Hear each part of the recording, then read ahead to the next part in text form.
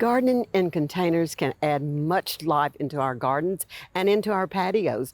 The plants that we choose, the variety of color, and those things that are maybe rare even. In Summertown, Tennessee, you're going to see this great example. We're so happy to be here, Mimra. Thank you.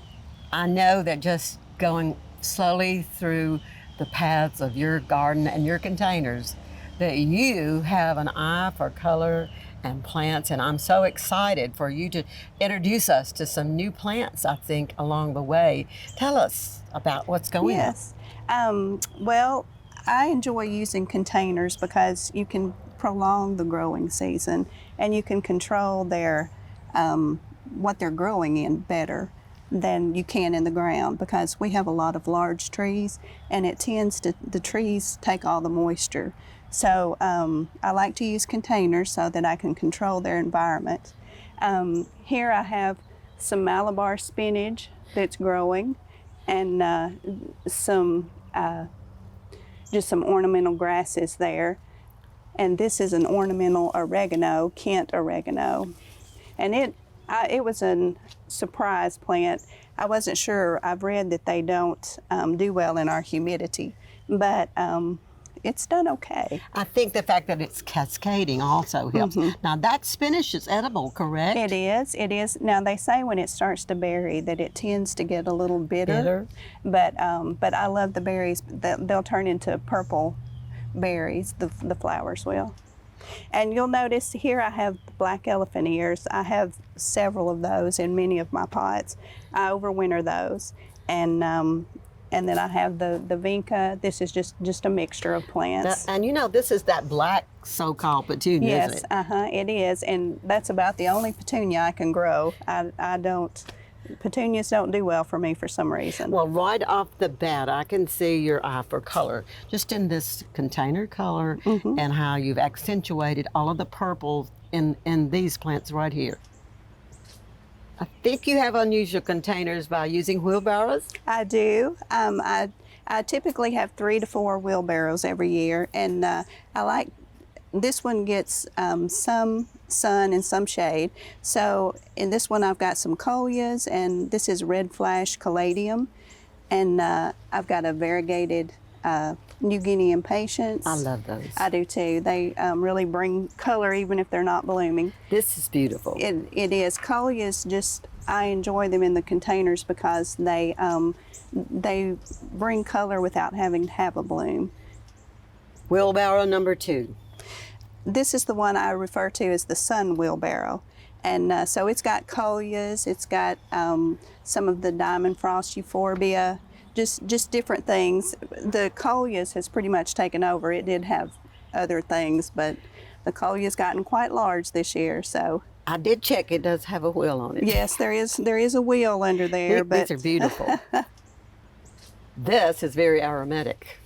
It is. In this wheelbarrow, I had some basil coming up this year from seed, and so I just hated to waste it. So it also made it, every time I walk past, I smell that smell. But I've got some more of the variegated impatiens. And I love the white. Yes.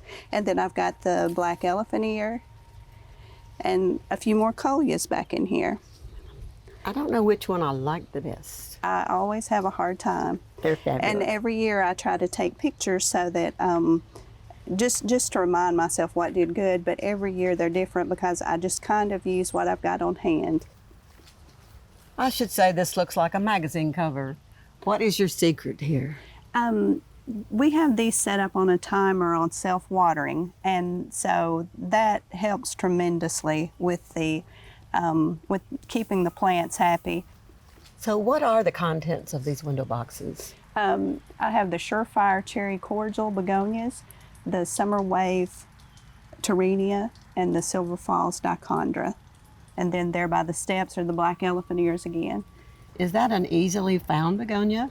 It's a newer variety, so it's just now becoming commercially available. But I lucked into a whole tray of them this year, so Yes. Hopefully next year they'll be even easier to find.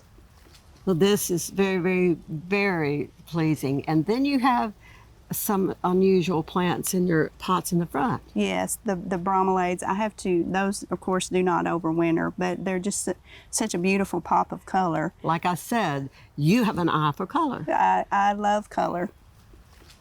This is so beautiful, Mimra. Thank you. This is called a blue butterfly pea vine, and I start these from seed in February.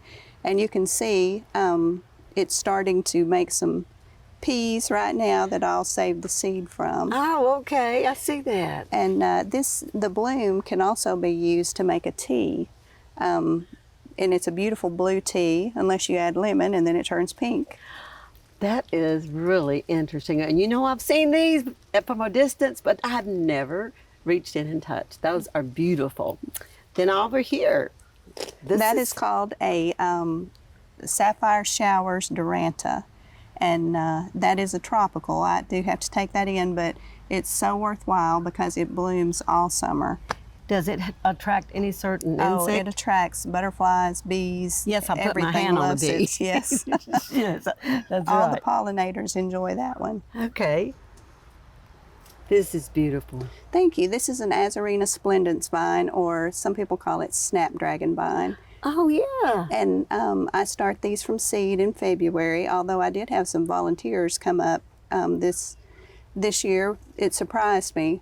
But this is one plant. It grows so fast and big. And so it's a great plant to have. And it's got a small trellis in there, but it grows up to that, and then it just cascades down over this barrel. And I think I'm seeing correctly that these are future blooms up in here. Yes, it will bloom right up until frost. In fact, it pretty much blooms all summer. It's one of my favorite vines. Everyone needs a fence to grow this vine on. Oh, yes, I would highly recommend. This is called a Mexican flame vine. Oh. And I grow this from cuttings every year. It's tropical, so it doesn't come back. But the butterflies, all the pollinators love it. And you can see I've got one vine there and one vine there. Growing out of a container. It's just growing in a container. This is another one I like to keep in a container because I can control its moisture. Yes. One of my favorite colors. Yes, this is one of the newer varieties of vinca. It's called part of the Soiree series that they have, and it comes in white and lavender and then a hot pink. And it just covers itself all summer. It gets full sun all day long, and even in the heat, it is held up. And then I have some basil there that I just had some seeds that came up, and it smells so good. Absolutely. I choose this as one of my favorites. It is definitely one that's good for containers in our area. Let's go seek some shade. All right. This is unusual, Mimra. Yes, this is a rabbit's foot fern that I have growing in a strawberry pot. Oh, yes. And so you can see it is very happy in there because it's got all those rabbit feet coming out. And you know, I like the fact that if it were just in a regular 10-inch pot, it would just go like this. But look at the height. You have a tower. Yes. That I think is fantastic. Well, I've used these for the real purpose in my life. Now, this is cool. Yes. Whenever we go to flea markets or things like that, I look for these sifters. Yes. Just because I can use them for a container. Yes, they're just fun and whimsical. And you know, they have such good drainage, too. Excellent. They're perfect for the succulents. And I also have some succulents here. That one's growing in a chicken feeder. And then just the burrow's tail above. It's wonderful when we set a theme on vignettes for places that we like to seek and sit, isn't it? Yes, it is. I enjoy this area a lot. The back deck, we just totally keep flowers everywhere. But I also, for winter interest, I have some shrubs that I've potted into containers that stay out all year, and therefore I have green in the winter. That one's called Mr. Bowling Ball, and he's been in that very pot for about 6 years now. Well, obviously, he's happy. Yes. Okay. This is fun to see in here. Yes, this is a Sun King Aurelia, and it's growing in a large pot. It stays out for the winter here. It dies back, but it comes back in the spring. And I like it in the pot because it likes a lot of moisture. We do need perennials so they don't have to have as much care, don't we? Yes, and also it's just good winter interest for ones that keep their color all year, like the heucheras. I have heucheras in several pots. I see that. And so that just gives me another winter interest because I don't like bare soil in the winter. Me either. So the sedum, it stays evergreen?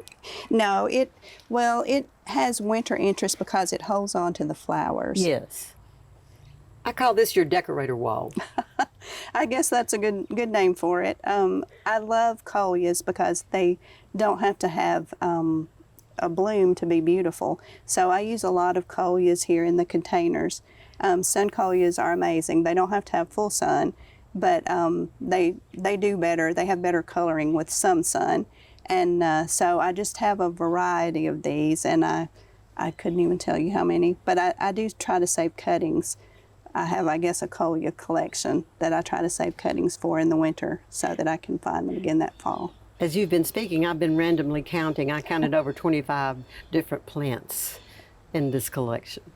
I've never counted, so I will take your word for it. Well, give or take a few. I'm afraid to count. In the world of sedums. Yes, this one's called Tokyo Sun, and it's just one of my favorites. I love that color that it has, and also I usually take this in for the winter, but I've noticed there by my greenhouse, it'll stay in the gravel growing over the winter, which is interesting to me. Yes, well, and that's good to know.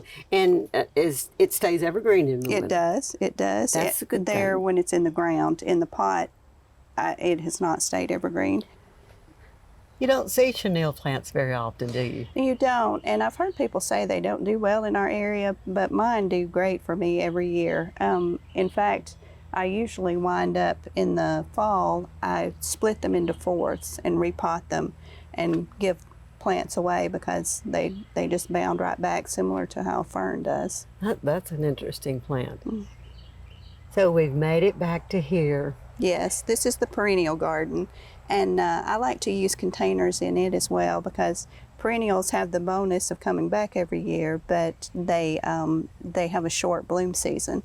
So I like to put containers of annuals or tropicals among the perennials so that I have color all season long. Yes, now the caladium is beautiful. Yes, this is red flash caladium, and it just grows huge. It's one of my favorites. And then the dipladenia. Yes. That is a beautiful pop of color. Mimra, I want to thank you because you're not just out here in your garden all day. You have a day job. I do. And your knowledge, but most of all, I gather from you that you educate yourself. You want something a little bit outside of the box, and you've provided a way to add color or grow the unusual. And not all of us are able to do that, and you have executed it perfectly. Thank you. And thank you so much for this beautiful morning in your beautiful gardening containers. Well, thank you for coming. If you like gardening, you'll want to subscribe to this channel. We showcase gardeners, plants, and the joy that growing can bring.